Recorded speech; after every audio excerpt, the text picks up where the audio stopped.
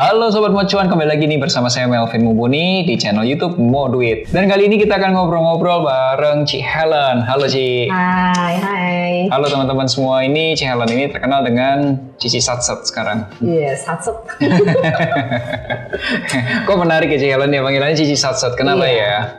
Ya karena itu sebenarnya julukan karena cara trading aja gitu. Nah, jadi saya tuh memang kan sering trading nih dan sering sharing di medsos. Nah kebetulan beberapa stock pick yang saya analisa itu yang Satset punya gitu. Jadi yang nggak usah nunggu lama-lama itu kalau bisa cuan gitu. Emang berapa lama sih? Ya bisa hitungan menit, bisa hitungan detik, bisa hitungan hari. Iya. Kadang juga ya kalau macet ya 2 hari kadang-kadang gitu.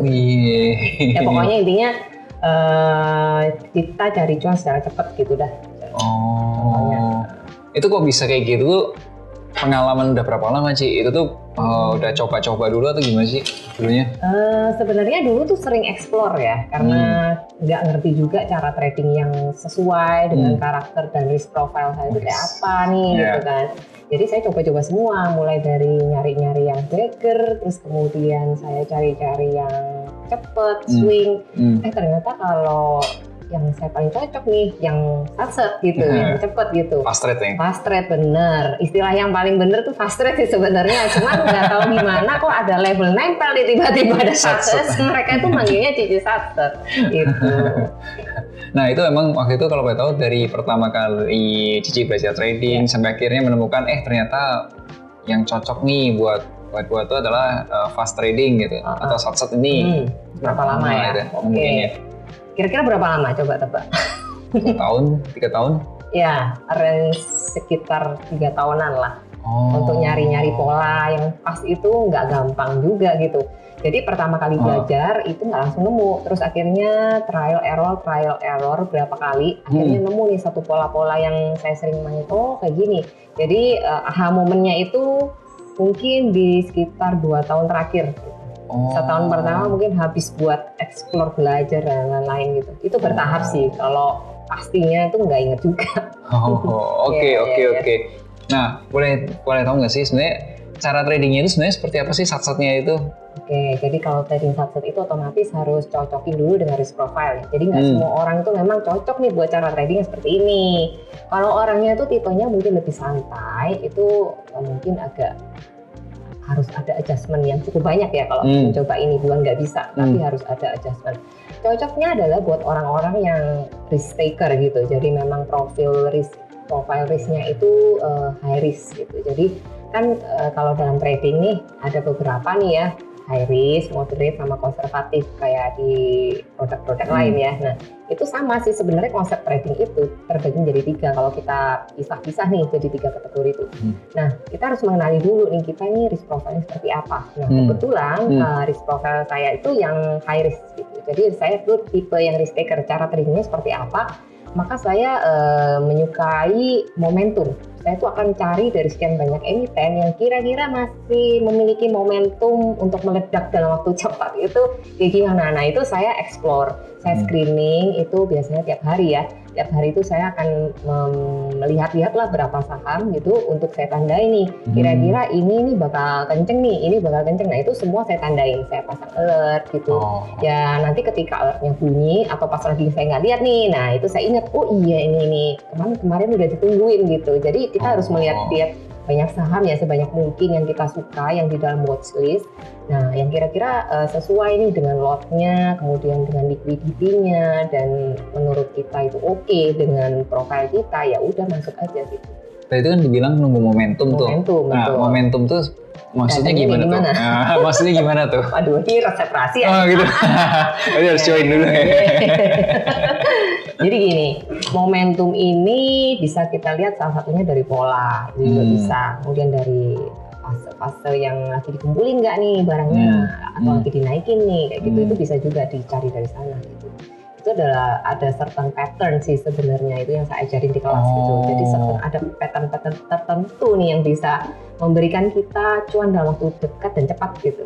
Oh, berarti sih juga masih mengamati pergerakan-pergerakan dari candlestick yang membentuk pattern dan lain sebagainya itu. Iya, candlestick itu part of it, tapi bigger picture-nya itu lebih ke pattern ya, chart pattern gitu. Salah satunya, kemudian dari akumulasinya, pendarmologinya itu nanti bisa kelihatan lah. Kalau kita udah terbiasa, itu kita kan tahu nih saham-saham mana yang kira-kira momentumnya mau meledak nih sebentar lagi. Nah itu yang kita tungguin tuh yang ada momentum. Kalau nggak ada momentum, nggak ada money inflow, ya mungkin akan susu aja sih geraknya. It takes time.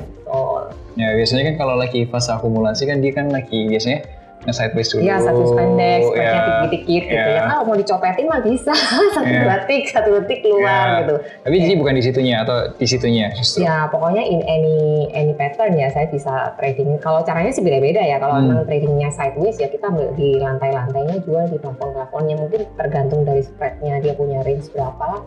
Kan kita bisa lihat tuh kotaknya berapa. Nah ya udah tungguin di situ, nanti jual pas deket sama ceilingnya. Itu sih yang cara paling easy.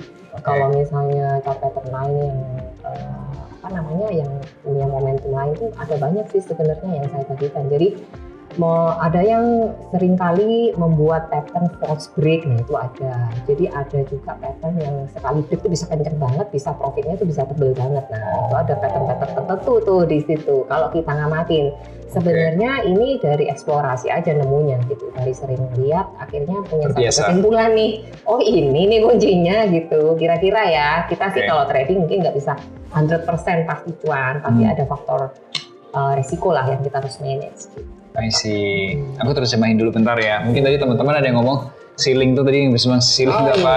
Ceiling adalah.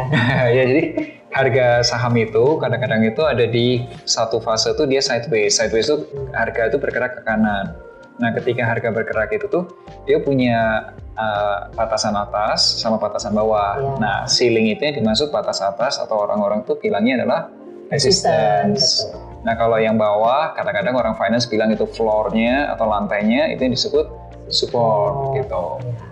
Jadi kalau beli di support, dekat support, jualnya nanti mendekati resistance, bisa mulai cicil taking profit gitu ya. Atau mungkin mau nungguin breakout resistance juga kalau memang momentumnya ada, volumenya ada ya boleh di taking profit sebagian lagi nanti tunggu breakout juga bisa. Oh smart, smart. Anyway kalau kayak gitu tuh ya sih, aku kan cepat geraknya kan. Iya. Cepat banget. Range-nya tuh gede nggak sih antara taking profitnya, cut loss-nya, masuknya tuh biasanya ada range nggak sih? Itu sih tergantung dari ini ya polanya ya. Kalau memang belinya pasti support, tetap support itu berarti level cut loss-nya, risk-nya tuh akan kecil sekali minim. Ya paling sekitar 2% maksimal gitu. Mentok-mentok di 3%. Berarti risikonya di 3%. Betul, reward-nya tuh akan lebih besar gitu kalau kita belinya dekat support gitu biasanya. Bisa mencapai 6%? Bisa lah. Oh.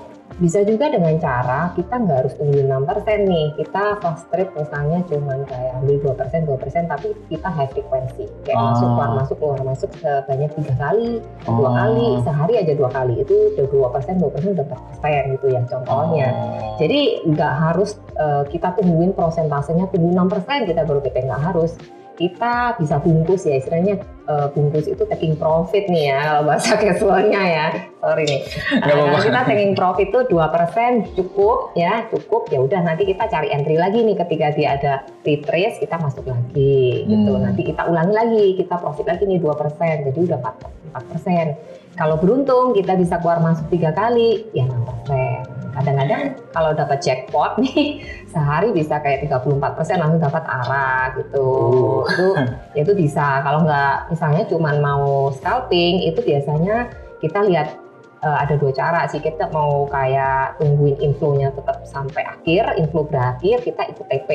Atau kita mau cuman berhenti di titik tertentu, certain level, pakai percentage atau berapa tick, misal belinya di 100, udah naik sampai katakanlah 110 nih atau 105 udah cukup, nanti tunggu retrace lagi sampai 102 kita ambil lagi gitu. Itu juga bisa, tapi lihat ininya ya, lihat teknikalnya gitu. Oke. Nah ini teman-teman mungkin ada bahasa baru juga nih, retrace. Retrace itu koreksi ya. Jadi harga saham yang udah naik itu kan bisa turun lagi. Yaitu sebut kita sebut adalah koreksi atau retracement. Gitu. Tapi bukan retrace itu bukan berarti yang tadinya uptrend tiba-tiba jadi downtrend banget gitu, bukan gitu. Tidak semua koreksi itu jelek ya. Koreksi itu ada yang sehat dan tidak sehat. Oke, kalau misal main sat-sat gitu guys itu tuh rata-rata tuh keuntungannya ngitungnya keuntungan per hari, keuntungan per bulan apa gimana sih? Akumulatif aja kalau itu sih. Kalau kita karena kan di dalam semakin kita high frekuensi nih, risknya otomatis meningkat juga ya. Jadi kalau kita ngitungnya harian tuh bisa juga dijurnalin, tapi overall tutup bukunya tuh sebulanan gitu misalnya tutup buku, atau mau per 3 bulan, ada yang per 6 bulan baru dihitung total generalnya berapa, nanti buku setahunnya berapa. Oh jadi pernah hitung nggak sih buku misal per bulan atau mungkin per 3 bulannya pernah dihitung-hitung nggak? Ya evaluasi sih tetap per hari ya. Oh per hari? Ini berapa, tapi tetap total general berapa gitu sih biasanya. Boleh ada gambaran nggak sih kalau misal cepat gitu tuh per hari ya? Per harinya? Ya misal per hari itu dibikin average bisa sekitar average 5 sampai 10 lah. Bagus banget. Ya 5 sampai 10 gitu. Kalau katakanlah 5%, tiap hari ada trading nggak? 20 hari? Terkadang kalau lagi nggak bisa trading, nggak trading nih. Gitu. Tapi kalau lagi bisa, ya minim di 3%. Minim 3%. Let's say kalau sebulan trading 10 kali, possible nggak? Possible ya? Possible banget. 10 hari trading gitu? Ya 10 hari trading. Dari 30 hari, 10 hari trading. Berarti ada keuntungan mungkin sekitar 20-30% gitu? Bisa. Kalau apalagi marketnya mendukung bisa lebih dari itu ya. Kalau market ini kan sekali lagi kan kita menyesuaikan dengan market juga. Kalau marketnya lagi susah banget ya kadang-kadang udah bisa dapat 5%, kadang 2%, 3% udah bungkus lah cukup gitu. Kita nggak perlu terlalu memaksakan daripada nanti loss. Gitu. Ada momen-momen di mana kita juga harus berhenti trading nih, terus dipaksain gitu. Ada momen dimana kalau kita misalnya lagi nggak bagus ya udah stop dulu. Break, take a break, nanti kita masuk lagi kalau udah oke gitu. Nah kalau untuk yang fast trade gitu tuh ada nggak sih mindset atau cara mikir yang ini yang cocok untuk fast trade itu gini, yang mindset kayak gini nggak cocok buat fast trade gitu, ada nggak sih? Mindset orangnya, tradernya gitu maksudnya ya? Ada sih. Mungkin lebih ke jenis pemilihan sahamnya juga ya. Kalau orang-orang itu kan tipenya berbeda-beda nih. Ada yang memang terlahir ya, born risk taker, yaitu gampang banget sih kalau itu mah dikasih tahu beli misalnya 1000 lot gitu ya. Lot itu perlu diterjemahkan nggak? Lot. Lembar saham ya, satu lot equal 100. Atau sama dengan 100 lembar saham ya. Jadi kalau di saham itu kita membeli minimal 1 lot gitu bisa. Jadi minimal beli 100 lembar saham. Jadi harganya itu per 1 lot gitu kan. Ya katakanlah ya sekitar beli 100 lot. Nah kalau orang risk taker bisa di double 200 lot kayak gitu. Jadi itu cara tradingnya itu ya tergantung dari risk profile nih ya. Kalau misalnya memang katakanlah high risk banget nih orangnya, boleh nih kan di saham itu ada istilah first liner, second liner, dan third liner nih ya buat teman-teman mungkin yang belum familiar nih dengan dunia saham, ada istilah itu. Apa sih bedanya first liner, second, dan third? Jadi mungkin secara market capitalization itu udah beda, kemudian dari segi risikonya juga beda, pemilihannya. Jadi ada kelompok-kelompoknya gitu, sudah ada indeks-indeksnya gitu ya. Nah itu nanti kita sesuaikan kalau memang karakternya itu a bit atau sedikit konservatif atau secure nih, jangan terlalu memaksakan fast trade di yang saham-saham third liner gitu ya, karena itu high risk banget nih. Istilahnya high risk itu apa? Volatile ya, gampang naik gampang turun, itu cepet banget geraknya karena sahamnya enteng banget ya. Mungkin likuiditasnya juga berbeda dengan saham-saham yang big cap itu market cap-nya tuh besar. Jadi pergerakannya itu tidak sevolatile yang third liner nih. Boleh nih teman-teman yang mau coba fast trade, cobain di saham-saham big bank. Big bank itu artinya bank-bank ada bank-bank besar ya kayak BCA, BNI, BRI dan Bank Mandiri nih. Itu istilahnya. Nah 4 big bank ini aja buat orang-orang yang istilahnya konservatif nih, itu bisa loh di scalpingin gitu. Oh gitu? Bisa banget. Nah jumlahnya itu betul, jumlahnya sendiri, jumlah lot itu disesuaikan dengan risk profile ya. Jadi yang di porsi di swing itu mungkin kalau untuk orang yang konservatif itu porsi swingnya digedein, mungkin bisa sekitar 80% di swing, porsi swing. lalu yang 20% dari dana yang ada bisa di porsi yang scalping gitu. Jadi dikecilkan yang scalpingnya. Tapi kalau yang jiwanya memang moderate boleh 50-50 atau mungkin lebih besar lah 60-40 gitu ya. Nah kalau yang high risk taker boleh sampai 100% mau semua di scalping juga nggak apa-apa gitu. Tapi itu you know the risk gitu loh. Pokoknya yang penting kita memikirkan adalah downside-nya dulu, resikonya dulu. Jadi aku mau tanya, kalau misal kayak big banks gitu tuh di scalping kan nyari cuma 2%, 3% sehari itu emang possible nggak? Possible, kemarin sampai 5% BMRI dapat. Iya sih, yang BMRI kemarin nah itu 5%. Kita nggak bisa tiap hari kayak gitu ya, karena itu benar-benar kita nungguin momentum. Namanya juga konservatif, orang konservatif harus lebih sabar, ya kan? Jadi kita nggak boleh seagresif itu. Jadi mindset-nya adalah kita bisa fast trade, tapi mungkin frekuensinya tidak sefrekuen yang high risk-nya gitu loh. Jadi ya oke lah, contoh kayak kemarin waktu IHSG jeblok sampai 4% ya kan, itu waktu itu kan Nikkei jatuhnya sampai 12% lebih kan. Nah itu pasar saham lagi jeblok banget. Kalau kita melihat dari indeks saham gabungan nih, itu terkoreksinya sudah sampai dekat dengan gap bawah, ada di 6.900 ya. Kita ada ekspektasi wah jangan-jangan bisa nutup gap nih gitu kan. Ya udahlah, udah deket juga, ternyata ada rejection, ya kan, terus terpantul. Nah di situ tapi big bang-nya belum mantul, masih ada di situ-situ tuh. Nah contoh BBRI waktu itu salah satunya di harga saya tungguin di harga 4.510. Mulai situ saya mulai HK 4510, 4520 kan.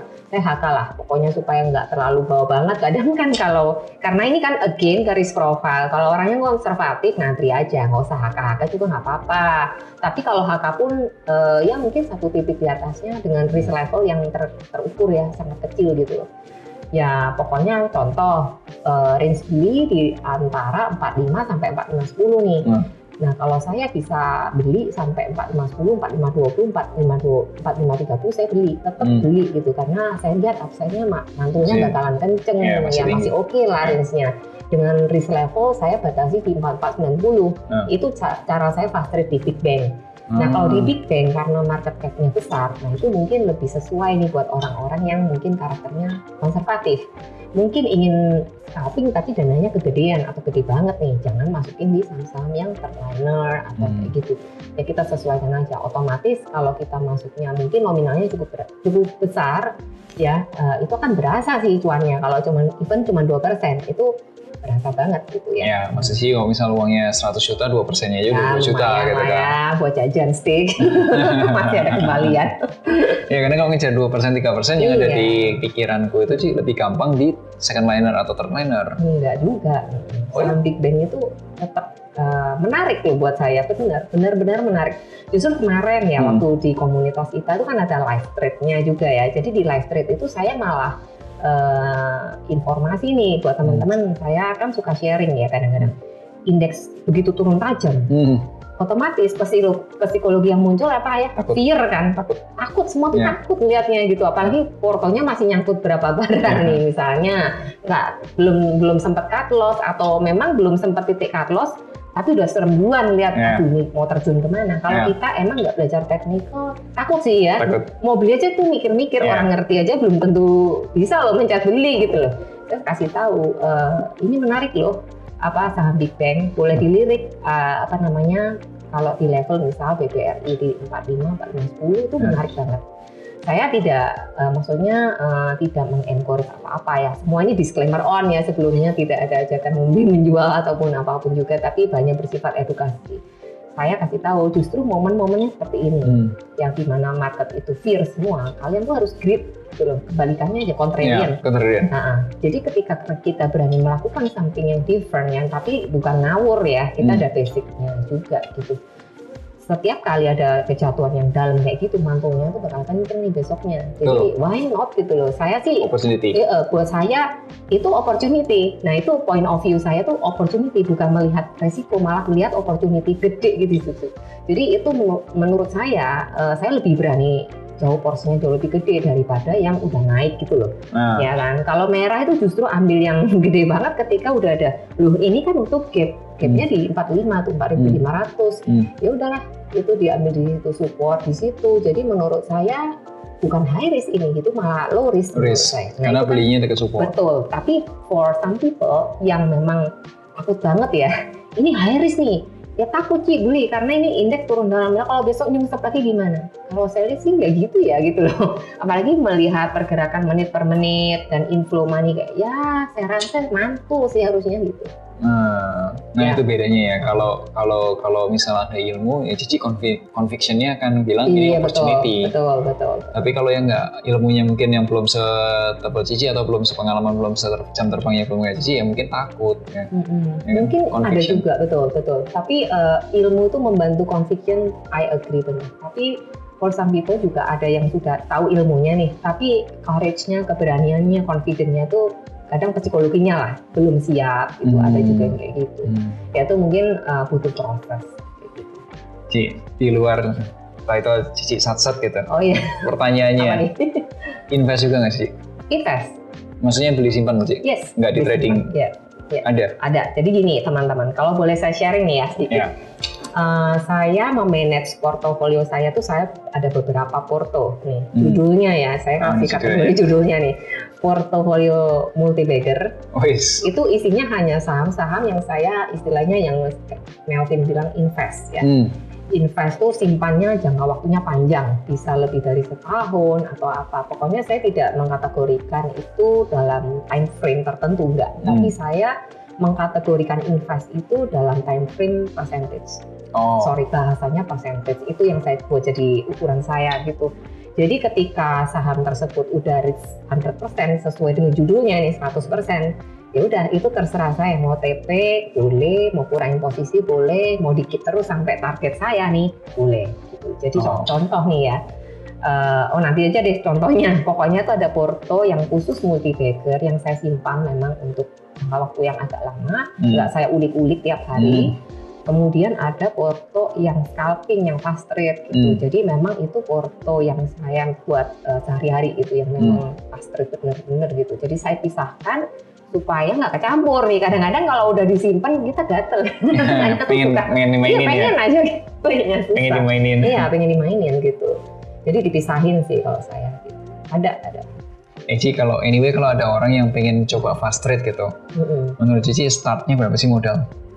Fast trade ya. Gini, kalau ngomong modal ini yang pasti pertama adalah dana di mana yang kita rela itu loss dulu. 100% loss. 100% loss. Udah itu worst case skenario lah. Ya karena trading ini termasuk kategori instrumen yang cukup high risk kan. Meskipun istilahnya ya jarang ada yang sampai loss 100%, tapi bukan nggak mungkin gitu loh. Jadi istilahnya always saya tuh mindsetnya kamu relanya berapa dulu keberaniannya. Kalau memang uang yang kamu rela hilang 1 juta, ya start dulu dari 1 juta dengan belajar ya, nggak langsung beli asal dikasih tahu ini beli, enggak. Jadi harus belajar, itu modalnya. Kemudian duitnya ada dan kita mulai coba gitu. Itu mungkin dana 1 juta lebih sedikit boleh lah, 1 sampai 5 juta lah kalau awal-awal ya. Itu tapi tergantung dengan kemampuan masing-masing. Kalau dananya masih mungkin terbatas sekali gitu ya, mungkin untuk kebutuhan hidup apa itu masih kayak kejar-kejaran, lebih baik mungkin ditunda dulu. Ya kita lebih baik cari modal dulu yang cukup sehingga kita punya agak napas lah. Kalau kita mau coba trading itu nggak sampai yang mengganggu kehidupan sehari-hari, itu aja sih konsepnya. Kalau Cici boleh saran, di angka berapa yang sebenarnya enak gitu? Enak ya? Enak gimana nih? Enak cuannya untuk masuk pertama atau mungkin ya itu 1 sampai 5 juta dulu. Itu udah enak. Cukup untuk pertama belajar. Kalau sudah istilahnya begini ya, kalau konsep di komunitas saya yang biasa saya sharing, kamu masuk dana di sini, tujuan akhirnya adalah porto growth. Betul. Bukan banyak-banyakan saham. Betul. Intinya katakanlah kamu rela 5 juta nih, 5 juta aja dulu. 5 juta ini kamu coba deh trading. Kalau dengan 5 juta bisa uangmu jadi 8, boleh kamu tambah lagi, top up lagi. Dana kamu misalnya total sebenarnya 30 juta nih yang siap ready buat di tradingin. Nggak apa-apa, masukin dulu sebagian 5 juta, coba dulu. Kalau katakanlah kasih waktu lah mungkin sekian bulan kamu nggak berhasil, berarti kamu perlu belajar lagi apa yang salah dari situ gitu loh. Nah kalau memang terbukti portonya bisa growing, duit yang 5 bisa jadi 8 or even more, bisa jadi double gitu. Ya boleh ditambah lagi jadi 20 juta, naikin lagi jadi 30, jadi 50, 100 dan seterusnya gitu.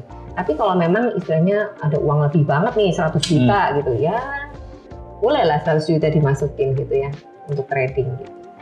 Sebenarnya aku banyak kenal teman-teman yang fast trade, tapi ngobrol santai itu paling sama Cici ya. Oh iya. Biasa orang fast trade itu panas. Cici adem. Ya karena lagi nggak trading, kalau trading lain lagi panas ya. Sih nggak kerasa ini obrolan kita udah di akhir diskusi kita. Kalau dari Cici ada pesan-pesan kah buat teman-teman? Buat teman-teman, kalau saya ya seringkali sharing gini, saya selalu memperlakukan trading itu as a business mindsetnya, karena menurut saya yang berangkat dari memang bidang bisnis ya, saya seorang entrepreneur gitu, dan sampai sekarang saya belum lepas entrepreneur saya dan masih juga trading gitu. Nah, menurut saya kalau kita mau create suatu bisnis, kita harus punya business plan, skill, and money, 3 itu. Kalau kita mau terjun di dalam dunia trading dengan serius nih ya, dengan menghasilkan profit kayak bisnis, kita punya bisnis kan pengennya profit nih. Betul. Kalau kita trading pengennya profit juga dong gitu kan. Nah, otomatis kita harus siapkan 3 hal ini juga, 3 hal basic lah, skill, money, dan bisnis trading plan. Nah, untuk membuat trading plan kita harus punya skill dulu. Skillnya dari mana ya? Kita harus belajar ya. Bisa dari ikut kelas, bisa baca buku, atau lihat-lihat YouTube, atau webinar, apapun itu tools yang kamu pakai, belajar. Mungkin dari experience orang atau mentor, apapun itu pakai untuk belajar gitu. Kemudian siapkan dananya dengan cara apa ya, bekerja dulu ya, cari modalnya, kumpulin, nah sebagian sisihkan untuk trading, lalu ya buatlah trading plan dan execute sesuai accordingly, jadi sesuai dengan trading plan yang kita buat gitu. Kalau trading plan-nya belum gagal, ya kita akan ikutin terus sampai itu gagal. Kalau gagal ya kita harus menyediakan room for error. Jadi ketika kita trading, usahakan kita tuh emotionless gitu ya. Tidak terbawa oleh emosi, tidak baper gitu. Jadi intinya memang cut loss itu sakit, tapi kita harus siap sakit kalau kita mau dapet gain gitu ya. Kalau kita nggak mau dan nggak rela sakit, susah mau dapet gain yang benar gitu. Jadi harus ada proses itu di dalamnya. Jadi buat teman-teman yang pengen belajar trading, kita juga ada komunitas namanya Satset Community, kalian bisa join juga. Community. Namanya Satset Community. Ini ya, jadi kita kaum pejuang cuan yang satset gitu. Dari sini kita juga ada live trade untuk berlatih, karena gini, seringkali kita tuh belajar, setelah belajar kita tuh nggak tahu mesti ngapain karena nggak ada mentornya, nggak tahu mau nanya siapa, kayak dilepas aja gitu. Nah itu seringkali saya dulu juga mengalami seperti itu, belajar sendiri, tabrak sana sini, akhirnya juga mencari-cari sendiri. Ya itu prosesnya mungkin butuh waktu yang lebih lama daripada kita tergabung dalam satu komunitas yang bisa saling sharing, bisa ada yang ditanyain gitu. Jadi jangan takut untuk mencoba. Nah kalau mau belajar Satset Community itu kemana? Instagram atau YouTube atau apa? Kita ada Instagram namanya Satset Cuan, atau bisa juga di Instagram saya Helen Felicia Susilo, bisa follow atau mungkin DM ya, nanti di situ akan kita bantu untuk proses registrasinya. Dan teman-teman kalau misalnya mau belajar bisa juga join di ada Telegram kita Satset Community. Kita juga sesekali ada event Trabar nih. Trabar tuh trading bareng nih, online offline. Pokoknya bagaimanapun caranya bisa membantu lah, mengakomodasi kebutuhan teman-teman untuk belajar trading bareng-bareng. Cuan bareng-bareng, Satset bareng-bareng. Thank you Ciel atas diskusinya. Thank you juga buat teman-teman mau cuan. Sampai jumpa di Mocast di episode berikutnya. Bye-bye. Bye. Thank you.